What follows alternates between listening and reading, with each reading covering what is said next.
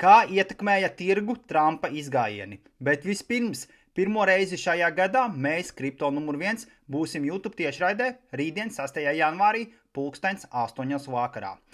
Trumps brīvdienās iebruka Venecijālā, sagrāba prezidentu un viņu sievu un izved ārā uz Ameriku. Tur viņu tiesās par narkoturismu un visādām citām nelegālām lietām, bet cik tas viss ātri, efektīvi notika, jautājums paliek atvērts, vai tur nebija kaut kas sarunāts. Tirgus uz šī notikuma fona praktiski vispār nereaģēja, un pat vēl labāk tirgus šodien turpina pieaugt. Bitcoins ir virs 93,000. Jāatcerās, ka Bitcoinam pie 90,700 ir CME gaps, un arī pie 88,000 ir izveidojies CME gaps. Tā kā ilgākā vai īsākā laika posmā parasti CME gaps tiek aizpildīts.